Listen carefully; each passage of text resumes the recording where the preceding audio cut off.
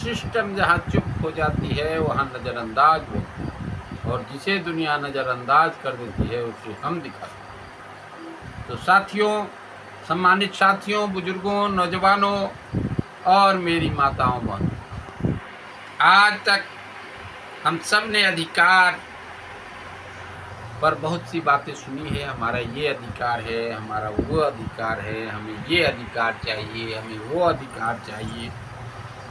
लेकिन आज जो है हम बात करने जा रहे हैं वह अधिकार नहीं, कर्तव्य की बात कर रहे हैं। आज हम अधिकार नहीं, कर्तव्य की बात करने जा रहे हैं। बिना कर्तव्य का, क्योंकि याद रखिए, बिना कर्तव्य का अधिकार अधूरा है। अधिकार की बात करना कर्तव्य के बिना अधूरा। हमारा संविधान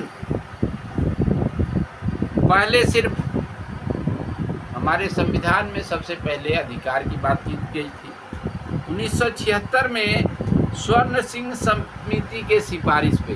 स्वर्ण सिंह समिति के सिफारिश में, स्वर्ण सिंह समिति के सिफारिश पर संविधान में भाग 4 को और अनुच्छेद 51 को जोड़ा गया। 1976 में स्वर्ण सिंह के समिति के सिफारिश पर संविधान में अमेंडमेंट किया गया। संविधान में भाग 4 को और अनुच्छेद 51 को जोड़ा गया, जिसमें भारत के हर नागरिक के 11 मूल कर्तव्य लिखा गया। हर नागरिक के 11 मूल कर्तव्य लिखे गए। आज वही 11 कर्तव्य आपको सरल भाषा में समझाऊंगा। ये भारतीयों को संविधान का 11 कर्तव्य का जो फोटो है वो अपने हमेशा पन्ना में जेब में रखनी चाहिए, ताकि हमेशा कर्तव्य की बात याद हो। जब भी अधिकार की चर्चा हो तो उसके साथ कर्तव्य भी याद रहना चाहिए। तब पहला कर्तव्य है हमारा संविधान, राष्ट्र ध्वज और राष्ट्रगान का आदर। साथियों, हम तिरंगा तो फहराते हैं, लेकिन क्या हम संविधान का पालन करते हैं? लाल बत्ती पर हेमलेट न पहनना, रिश्वत देना, ये भी संविधान का अपमान है।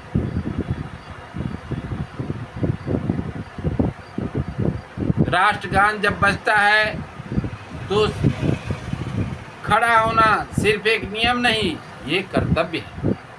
जब ये राष्ट्रगान बजे तो हाँ, खड़ा हो जाना चाहिए। यह हमारा कर्तव्य है, यह हमारा संवैधानिक कर्तव्य है।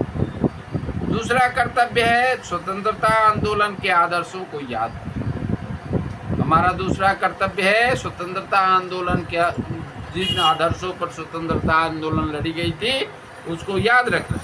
साथ ही भगत सिंह, गांधी जी, सुभाष चंद्र बोस ने किस लिए जान दी? ताकि हम आपस में लड़े नहीं। उनका आदर्श था त्याग और बलिदान। आज हमें वे आदर्श अपने दिल में जिंदा रखना है। जो त्याग और बलिदान के आदर्श पर जो स्वतंत्रता की लड़ाई जीती गई थी, वो त्याग और बलिदान हमारे हृदय में रहना चाहिए। वो आदर्श हमारे दिल में जिंदा रहना चाहिए। तीसरा और चौथा, देश की एकता और रक्षा। तीसरा और चौथा है देश की एकता और रक्षा। भारत की संप्रभुता, एकता और अखंडता की रक्षा करना हमारा नैतिक कर्तव्य है। ये सिर्फ फौज का काम नहीं। जब हम जाति धर्म के नाम पर नफरत फैलाते हैं तो हम देश की एकता को तोड़ते हैं, और जब देश को ज़रूरत हो तो देश के लिए खड़ा होना ही हमारा कर्तव्य है। इसलिए हमें जातीय नफरत, धार्मिक नफरत नहीं फैलाना चाहिए। ऐसे लोगों को याद दिलाना चाहिए कि आपका कर्तव्य है कि देश की एकता और अखंडता को क्षुण्ण बनाए रखें। पांचवा कर्तव्य है, ये सबसे जरूरी कर्तव्य है कि आपके बाल विवाह अभियान से जुड़ा है। यह सबसे जरूरी कर्तव्य है जो बाल विवाह अभियान से जुड़ा है। इसमें लिखा है, भारत के सभी लोगों में समरसता और समान भ्रातृत्व की भावना का निर्माण करें और ऐसी प्रथाओं का त्याग करें जो महिलाओं के सम्मान के विरुद्ध हो। जो महिलाओं के सम्मान के विरुद्ध हो, ऐसी प्रथाओं का त्याग करना चाहिए। तो बाल विवाह और दहेज प्रथा यह महिलाओं के सम्मान के विरुद्ध है। इन प्रथाओं को त्याग करना चाहिए। उसके बाद है, देखिए, संविधान खुद कह रहा है महिलाओं के सम्मान के विरुद्ध जो प्रथा है उसे का त्याग करो। बाल विवाह क्या है? सोचिए, ये महिलाओं के सम्मान की विरुद्ध प्रथा है। एक छोटी सी बच्ची को पढ़ने की उम्र में ब्याह देना, ये उसके सम्मान के खिलाफ है। तो बाल विवाह रोकना सिर्फ कानून नहीं, हमारा संवैधानिक कर्तव्य है। लोग आज समाज में इस बात को नहीं मानते।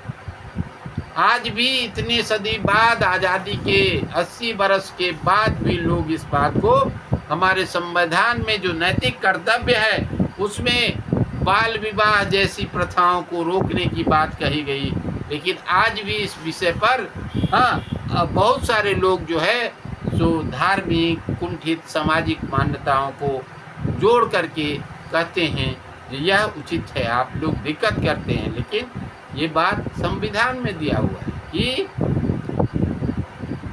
महिलाओं के सम्मान के विरुद्ध जो प्रथा है उसको बंद कर देनी चाहिए। तो दहेज प्रथा और बाल विवाह दो ऐसी प्रथा है जिसकी समाप्ति होनी चाहिए। छठा कर्तव्य है हमारी गौरवशाली संस्कृति की रक्षा करने की बात है।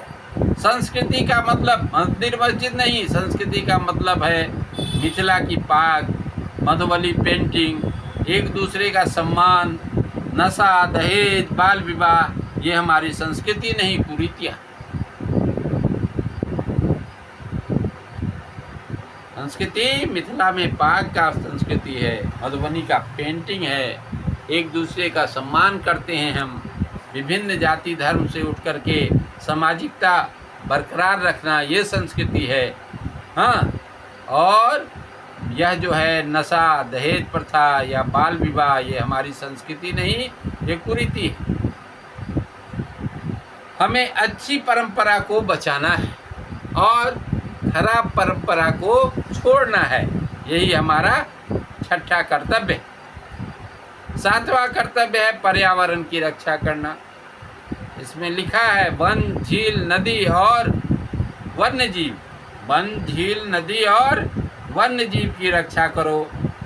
दरभंगा में तालाब भरकर मकान बन रहे हैं, दरभंगा में तालाब भरकर मकान बन रहे हैं, पेड़ काटे जा रहे हैं और संविधान के खिलाफ पर्यावरण बचाना हमारा कर्तव्य है।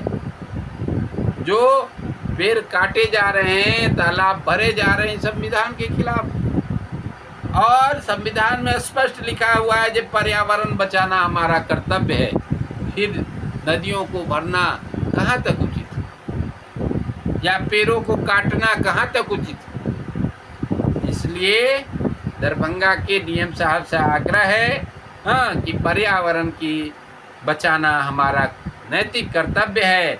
यही हमारा सातवां कर्तव्य संविधान में लिखा गया। आठवां कर्तव्य है वैज्ञानिक दृष्टिकोण।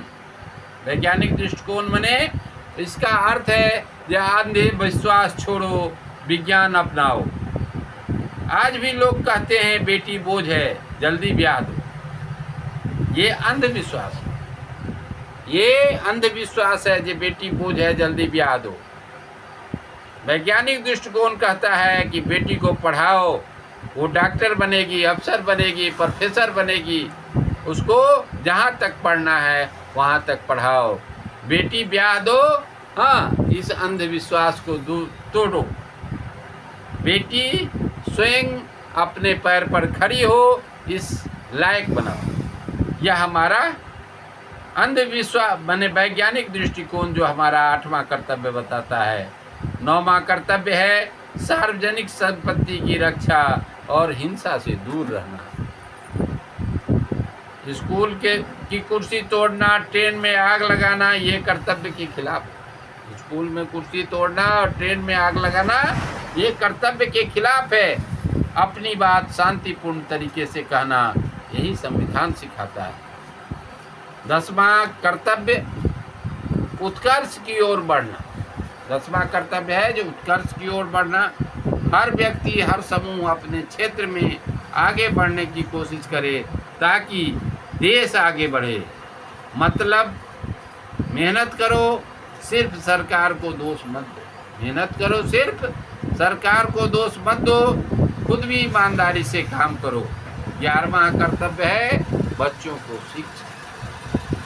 यानी बच्चों को शिक्षा का अधिकार जो है वह 11वां कर्तव्य है। शिक्षा का अधिकार भी है और बच्चों को शिक्षा देना अभिभावकों का कर्तव्य भी है। अगर आप माता पिता हैं तो 6 से 14 साल के बच्चों को शिक्षा देना आपका कर्तव्य है। ये 2002 में जोड़ा गया। तो जो बाप अपनी 12 साल की बेटी को स्कूल से निकाल कर शादी कर देता है वो न सिर्फ कानून तोड़ रहा है, वह संविधान में लिखा मूल कर्तव्य तोड़ रहा है। साथियों, अंत में एक बात, हम अधिकारों के लिए लड़ते हैं, अच्छी बात। हम अधिकारों के लिए लड़ते हैं, यह अच्छी बात है। परंतु कल से जब भी कोई अधिकार मांगने जाए तो पहले 11 कर्तव्य याद करें। ये आपका जो 11 कर्तव्य है, इसको हमेशा याद रखने की बात है कि कोई ऐसा अधिकार न हम मांग लें जो यह इस 11 कर्तव्य को बाधित करता है। अगर हम अपना कर्तव्य निभाने लगे, तिरंगे का सम्मान, महिलाओं का सम्मान, पर्यावरण का सम्मान, बच्चों को शिक्षा, तो दरभंगा में न बाल विवाह होगा, न पुलिस का नैतिक पतन होगी, न प्राइवेट स्कूलों में लूट होगी। इसलिए मैं मनोहर कुमार झा, मानवाधिकार इमरजेंसी हेल्पलाइन एसोसिएशन दरभंगा की तरफ से आपसे अपील करता हूं कि संविधान के इस फोटो को अपने घर में लगाइए। अपने बच्चों पर को ये 11 कर्तव्य याद करवाइए। अधिकार मांगना आपका हक है, लेकिन कर्तव्य निभाना आपका धर्म है, संवैधानिक धर्म बनता है। इसलिए हर मनुष्य को अपने अधिकार के साथ साथ कर्तव्य का पालन करना चाहिए, क्योंकि मनुष्य तभी यह संविधान लागू होगा जब आप अपने कर्तव्य और अधिकार को पालन करेंगे। इसलिए आज के इस एपिसोड में दरभंगा में हो रहे भ्रष्टाचार या पोखरे को भर दिया जाता है, पेड़ों को काट दिया जाता है, सड़क से ऊपर नाला बना दिया जाता है, ये सब व्यवस्था जो विकास की गति में विनाश की जो घड़ी दिखाई देती है। अब कोई गरीब आदमी जिसके पास माटी भराने का पैसा नहीं और नाला सड़क से ऊंचा बन जाएगा, उसके घर से ऊंचा बन जाएगा, तो नाला का पानी उसके घर में जमा हो जाएगा, सालों भर उसके घर में पानी बैठा रहेगा। इसलिए संविधान का यह नियम है कि आप नाला बनाइए, लेकिन ज़मीन को खोद करके ज़मीन के ऊपर में नाला नहीं बनाइए। जल स्तर से नीचे नाला बनाइए ताकि नाला में पानी जा सके। नाला का पानी सड़क पर आ जाए या किसी के घर में घुस जाए, यह आपका अधिकार नहीं और कर्तव्य का हनन है। इसलिए इस व्यवस्था को जानना जरूरी है कि संविधान आपको अधिकार देता है, साथ ही आपको कर्तव्य का राह भी बतलाता है। इसलिए दरभंगा के लोगों से मेरा अपील है कि आप इस संविधान के 11 सूत्री जो तस्वीर है हमारे इस वीडियो के साथ, उसको जेब में रखिए और हमेशा पढ़ें, ताकि आपको इस संविधान के 11 कर्तव्य की बात आपको याद रहे। हमारा भारत विभिन्न धर्मों, विभिन्न भाषाइयों के लोगों का यह देश है। कई तरह के फूलों से बना हुआ यह भारत हार है, जो भारत माता के गले में लगी। कोई भी फूल किसी से कम नहीं है, और किसी भी फूल की सुंदरता किसी फूल से कम नहीं है। इसलिए रोजी रोटी, शिक्षा, स्वास्थ्य, विकास की बात होनी चाहिए। आपस में लड़ने भिड़ने की बात नहीं होनी चाहिए। किसी के धर्म को नीचा दिखाने और किसी के धर्म को अपमान करने की ज़रूरत नहीं है। वस्तुस्थिति में यह है कि सरकार की व्यवस्था को दुरुस्त बनाया जाए, नैतिकता को बेहतर बनाया जाए, समाज से लूट खसोट, दलाली, बिचौलियापन ये सब समाप्त हो। हर आदमी को ये सोचना चाहिए, भारत का मुख्य सिद्धांत है जिस पर हमने आज़ादी पाई है, उसका नाम है त्याग और बलिदान। त्याग और बलिदान की वजह से हमारा आज़ादी मिला है। इसलिए हम लोग त्याग की भावना रखें और स्वार्थ का बलिदान दें। निस्वार्थ सेवा करना ही कर्तव्य है मनुष्य का।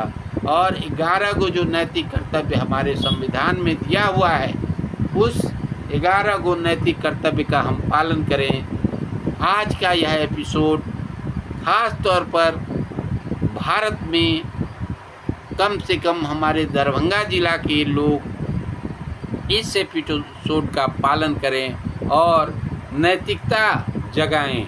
अगर हमारी नैतिकता जग जाएगी तो हमारे नैतिकता के साथ शिक्षकों की नैतिकता जगेगी, तो विद्यालयों में बेहतर पढ़ाई होगी।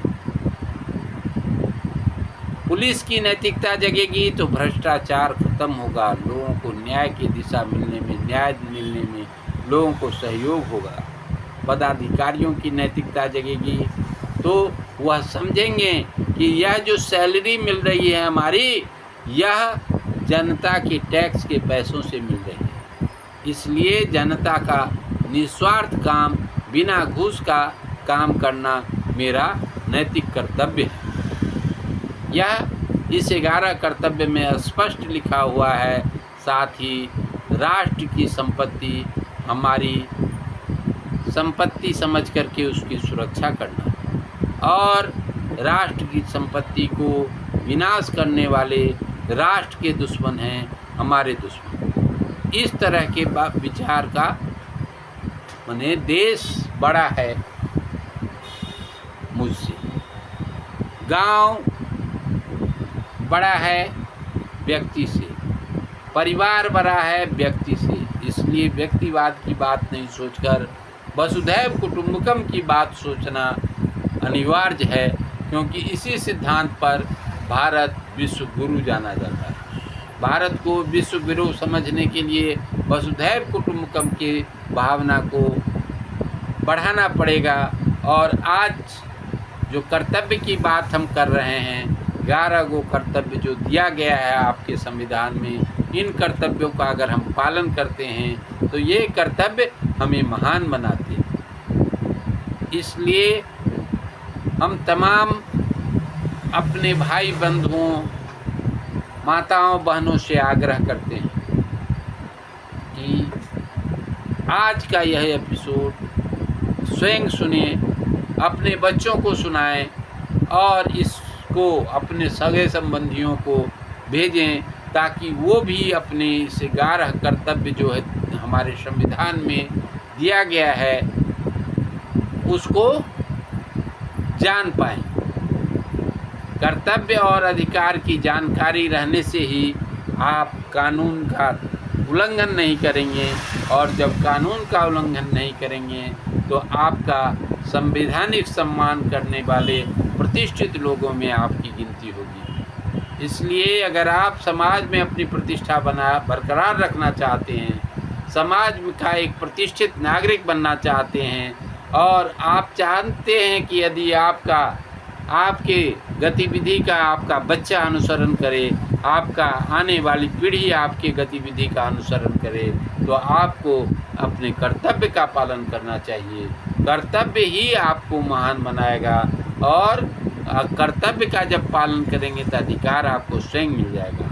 और एक जागरूक सामाजिक कार्यकर्ता होने के नाते हम आप सबसे करबद्ध प्रार्थना करते हैं कि अपने कर्तव्य के प्रति जागरूक होइए, ताकि एक जागरूक नागरिक ही अपने समाज को जगा सकता है, और जगा हुआ समाज ही अपने देश और राज्य की स्थिति सुधार सकता है। इसलिए दोस्तों, आज हम आप लोगों से आह्वान करना चाहते हैं, आप लोगों को आह्वान करते हैं, आप लोगों से आग्रह करते हैं, आप लोगों से प्रार्थना करते हैं, आप लोगों से विनती करते हैं कि आप संविधान के दिए हुए 11 कर्तव्यों का अनुसरण करें, और अगर 11 कर्तव्यों का अनुसरण करेंगे तो आपकी स्थिति समाज में अलग होगी। आप निस्वार्थ सेवा की भावना जगेगी, और स्वार्थी लोगों को खदेड़ करके आप भगाने का काम करेंगे। ऐसे लोग जो अपनी लालच में बिचौलिए का काम करते हैं और उनको आप खदेड़ने का काम करें। ऐसे लोग जो कहते हैं कि कौन ईमानदार है, ऐसे लोग समाज के सबसे बेईमान लोग हैं जो कहते हैं कौन ईमानदार है। आप सोचिए, किसान किसके साथ बेईमानी करेगा? हमारे भारत में आज भी 40% लोग केवल खेती करके अपना जीवन यापन करते हैं। अब खेती करने वाला किसान जो चारों तरफ से बेईमानी सहता है, लेकिन वो किसके साथ? मिट्टी के साथ, हल के साथ, कुदाल के साथ, मवेशी के साथ, बीज के साथ, किसके साथ बेईमानी करेगा? वह तो प्रकृति के अधीन बीज बोता है भगवान भरोसे, और भगवान उसको अन्नदाता बनाए हुए हैं, अन्न निकालता है, इसलिए वह आज भी ईमानदार है। उसके बाद 40% लोग व्यापारी हैं जो सामान लाते हैं, अपना प्रॉफिट लेकर के ग्राहक को बेचते हैं। वो किसके साथ बेईमानी करें? तो ये 80% लोग आज भी ईमानदार हैं। 10% लोग नेता और पदाधिकारी हैं, 2% लोग नौकरी में हैं, 8% लोग नेता और उसके बीच वाले लोग हैं, 10% लोग 10% लोग मजदूरी करते हैं, स्वयं मजदूर हैं, जो दिन में उनकी मजदूरी, सामान्य मजदूरी, जो दैनिक मजदूरी भी नहीं मिल पाती है जो सरकार ने तय किया, तो वो किसके साथ बेईमानी करेंगे? तो 10% लोग 90% पर अपना बात थोपते हैं, और 90% लोग सोचने पर मजबूर करते हो जाते हैं कि कहीं हम भी तो बेईमान नहीं हैं। इसलिए आप विश्वास रखिए कि 90% लोग आज भी भारत में ईमानदार हैं। 2% लोग नौकरी में, और नेता और बिचौलिया मिलकर के 8% लोग हैं। ये 10% लोग में कुछ की नैतिकता बची हुई है। अगर इन 10% लोगों में नैतिकता आ जाए तो भारत फिर से विश्व गुरु हो जाएगा। भारत में भ्रष्टाचार समाप्त हो जाएगा, नैतिकता जग जाएगी, तो सारा काम आसानी से होगा। पहले जब संसाधन नहीं था, नैतिकता थी, उस समय भी भारत विश्व गुरु था, और आज जब संसाधन का विकास हुआ है तो केवल नैतिकता के पतन होने से पूरा व्यवस्था त्रस्त हो गई है। इसलिए आप सभी से मैं करबद्ध प्रार्थना करता हूँ कि नैतिकता जगाइए, अपने कर्तव्य का पालन कीजिए, आपका अधिकार संरक्षित रहेगा। और जब आप आप में चुंबकत्व की शक्ति आ जाएगी।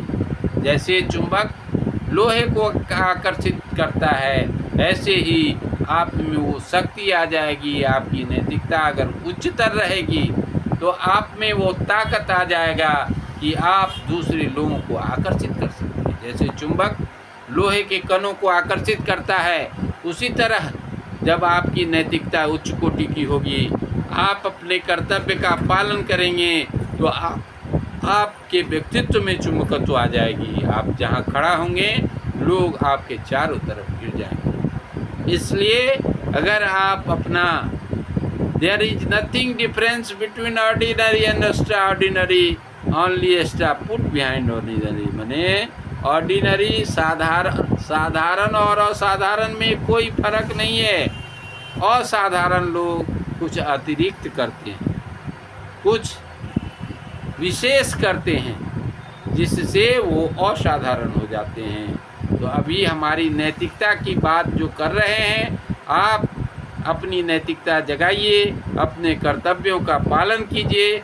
आपका जो विशेष व्यवस्था है, आपकी जो समाज है, वह आपके सराउंडिंग आपकी बात मानेगी, आपके चारों तरफ हो जाएगी और आप उस व्यवस्था को कायम कर पाएंगे, ताकि जो भारत का संविधान, भारत का सिद्धांत, भारत का इतिहास कहता है, भारत का बलिदान और त्याग की बदौलत भारत की क्रांति हुई और भारत को आज़ादी मिली। तो वर्षों गुलाम रहने वाला भारत अब 80 साल पहले आज़ाद हो चुका है। अब आज़ाद भारत 80 वर्ष का हो गया है।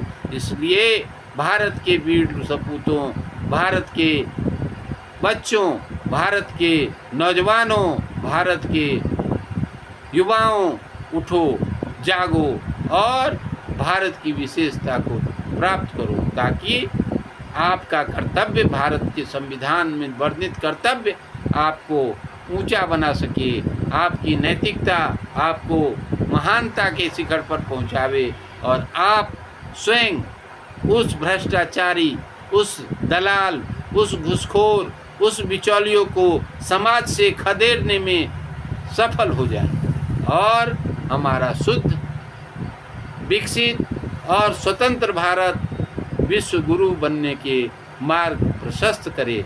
इसलिए आज का जो यह एपिसोड है, यह हमारे नैतिकता जगाने, कर्तव्य पालन करने और विश्व गुरु को, भारत को पुनः बनाने के उद्देश्य से यह बनाया गया है।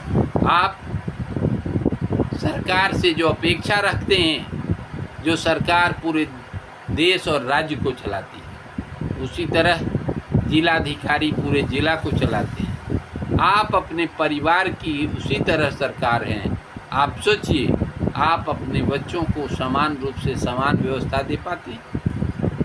इसलिए हर आदमी, गार्जियन वो सोचता है जिसको जो ज़रूरत होती है उसके हिसाब से उसकी पूर्ति होती है। इसी तरह सरकार भी जिसकी जो ज़रूरत होती है उसकी वो पूर्ति करती है। आपकी अगर नैतिकता समाप्त हो जाती है तो अभी देखा जाता है जो समाज में जिनकी आवश्यकता जिनको नहीं है, वो गरीबों का हक छीन लेते हैं, जिससे गरीबों तक हक नहीं पहुंच पाता है। अब हमारे दरभंगा जिला के कई नगर पंचायतों में देखिए कि जो लोग बिल्डिंग वाले हैं, 2 महला 3 महला वाले, उनको आवास की योजना की राशि मिल गई, लेकिन जिनको आवास की योजना की राशि की ज़रूरत है, जिनका आवास टूटा फूटा जीर्ण शीर्ण अवस्था में है, उनको जो है आवास की राशि का योजना नहीं मिल पाया है। उनका घर आज भी उसी तरह जीर्ण शीर्ण खंडहर जैसा बना हुआ है और नैतिकता भ्रष्ट पदाधिकारी वहाँ बैठे हुए हैं, कार्यपालक पदाधिकारी, जो दलालों के माध्यम से जो 30% 20% जमा करता है, उसके पास भले वो योग्य हो अयोग्य हो, पहले भी कई बार उठा लिया हो, इस तरह के लोगों के पास वो आवास योजना का पैसा भेजते हैं और समाज में भ्रष्टाचार फैलाते हैं। उन्हें सोचना चाहिए कि सरकार जो पैसा देती है जो उनका सैलरी मिलता है वह जनता के टैक्स के पैसों से मिलता है। इसलिए अगर वह उसके एवज में काम नहीं करेंगे, दलाली घूसखोरी के फेरा में रहेंगे, तो उनके ऊपर उसका दुष्परिणाम जाएगा, दुष्प्रभाव जाएगा और उनकी नैतिकता अगर समाप्त हो जाएगी तो उसका प्रभाव उनके बच्चों पर पड़ेगा। इसलिए आज भी है, समय है, आप सुधर जाइए और अपनी 11 कर्तव्यों को याद रखिए। आपकी नैतिकता बेहतर हो जाएगी, आप समाज को विकसित बना पाएंगे और आपका जो स्थिति है, आपका जो व्यवस्था है वह सुदृढ़ होगा। तो आज फिर से जय भारत, जय संविधान, और हमारी जो कर्तव्य है उसका हम पालन करेंगे। इसी वचन के साथ आज का यह एपिसोड आपको समर्पित का है। अगर आपको अच्छा लगे तो इसको अधिक से अधिक लोगों के बीच प्रसारित करें, लाइक करें, शेयर करें और अपनी बात कमेंट में हमको बताएं। धन्यवाद।